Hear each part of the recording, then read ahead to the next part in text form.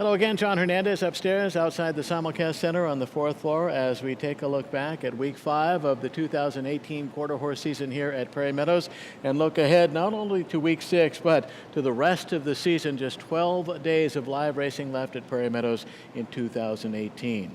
We will end the season with Quarter Horse Championship Day on Saturday, October 13th. We'll have a first post time of 4 o'clock that day. It'll be the only week that we're off our regular schedule of Friday, Saturday, and Sunday.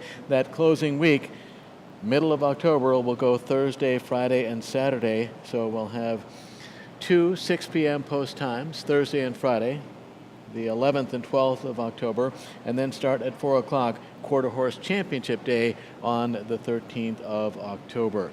So with that in mind, let's take a look at some big races that we ran Saturday here at Prairie Meadows. We had a series of 3 big races, 6, 7, and 8 on the card on Saturday. Race 6 was the John Deere Prairie Meadows Juvenile Challenge 2-year-olds. And they were after a spot in the Bank of America Challenge Championships out at Los Alamitos in November.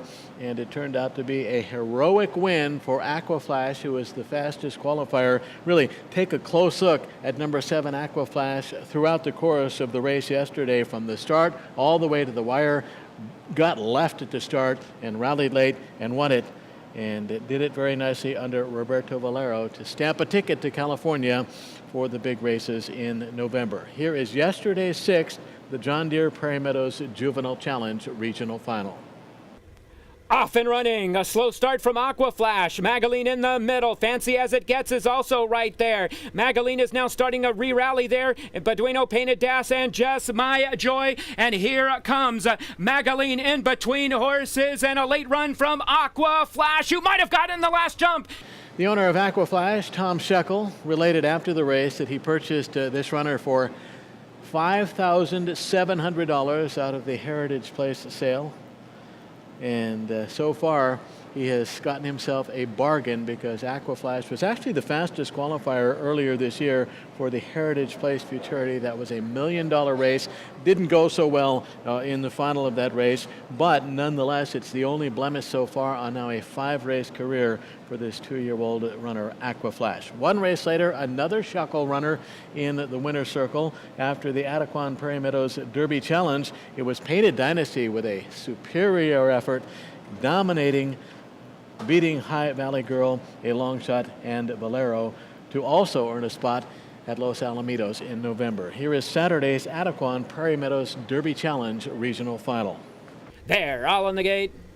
Off and running, NSM favorite Zoomer stumbled, lost the rider at the start. Painted Dynasty goes after the lead here. It's wide open. Valero is right there. Hot Link is into it to the extreme outside. They come to mid-stretch. Painted Dynasty has the lead. High Valley Girl is in contention, but here is Painted Dynasty, and Christian Escada goes on to clear the field. And if that's not enough, we cap things off on Saturday with the 2018 running of the Keokuk. Traditionally, it was our opening day stakes for many years, but moved into the middle of the season, and it was a barn burner on Saturday as 12 runners in overflow field went to the post. One of those was the defending champion Ferrari James, and wouldn't you know it, Ferrari James back in the winner's circle after winning the 2018 Keokuk by a neck under 16-year-old Jonathan Dominguez. Take a look. Off and running in the Keokuk. Walk-off came away well. So too did Damn Straight. Jordan Reed is in contention. Here comes Corona Springs, who now pokes ahead on top. And Ferrari James is starting to motor right there in between horses. Wide open. Ferrari James is the one in the middle. Bye-bye Freight Train yet. Ferrari James.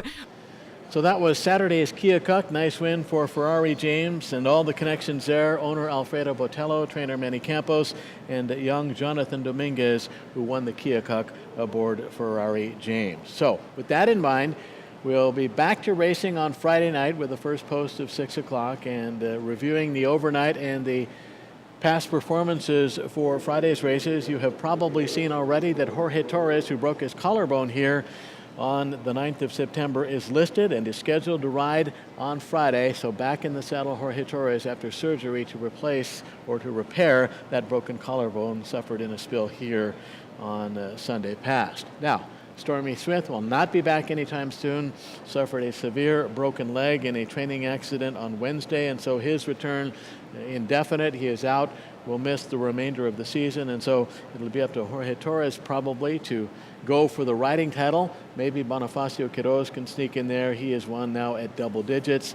And just checking the standings very briefly, do note that Ramiro Garcia has now broken into double figures with a 5-win week and now stands at 10. So right now, it's Stormy Smith 16 wins, Jorge Torres 12 wins, Bonifacio Quiroz at 12, and then Ramiro Garcia at 10. Trainer standings, now a tie after a big week for Alex Wessels.